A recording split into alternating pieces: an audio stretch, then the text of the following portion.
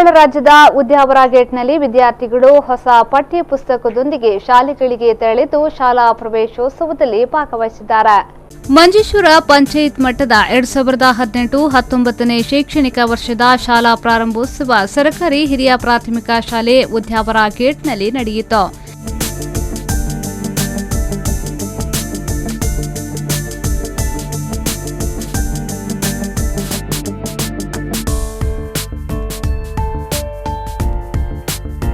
ಶಾಲಾ ಮುಖ್ಯೋಪಾಧ್ಯಾಯಿನಿ Aida Sophia D'Souza ಅವರ ಅಧ್ಯಕ್ಷತೆಯಲ್ಲಿ ನಡೆದ ಪ್ರವೇಶೋತ್ಸವವನ್ನು ಗ್ರಾಮ ಪಂಚಾಯತ್ ಅಧ್ಯಕ್ಷ ಅಬ್ದುಲ್ ಅಜೀಜ್ ಹಾಜಿ ಉದ್ಘಾಟಿಸಿದರು.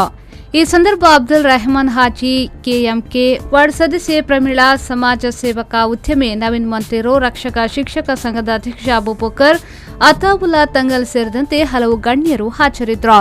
ಇನ್ನು ವಿದ್ಯಾರ್ಥಿಗಳು ಹಾಗೂ ಜನಪ್ರತಿನಿಧಿಗಳು, ಶಿಕ್ಷಕರು ಮಂಜೇಶ್ವರ ರೈಲ್ವೆ ರಸ್ತೆಯ ತನಕ ಮೆರವಣಿಗೆ ನಡೆಸಿದ್ರು. ಉಪಜಿಲ್ಲಾ ಮಟ್ಟದ ಶಾಲಾ ಪ್ರವೇಶೋತ್ಸವ ಮಂಗಲ್ಪಾಡೆ ಶಾಲೆಯಲ್ಲೂ ನಡೆಯಿತು. ಜಿಲ್ಲೆಯಲ್ಲಿ ಹೆಚ್ಚಿನ ಶಾಲೆಗಳಲ್ಲಿ ಕಂಪ್ಯೂಟರ್ ಆಧಾರಿತ ಸ್ಮಾರ್ಟ್ ಕ್ಲಾಸ್ ರೂಮ್ಗಳನ್ನು ಸಿದ್ಧಪಡಿಸಲಾಗಿದ್ದು, ವಿದ್ಯಾರ್ಥಿನಿಯರಿಗೆ ಶೀ ಟಾಯ್ಲೆಟ್ ವ್ಯವಸ್ಥೆಯನ್ನು ಕಲ್ಪಿಸಲಾಗಿದೆ.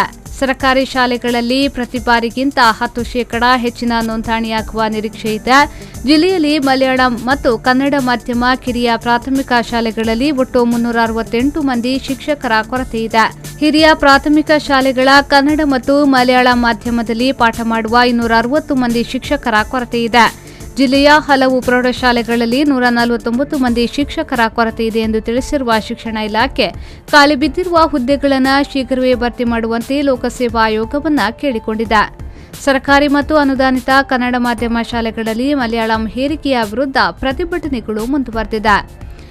ರೆಹಮಾನುದ್ದೀನ್ ಅವರ ವಿ4 ನ್ಯೂಸ್ 24/7 ಮಂಜೇಶ್ವರ.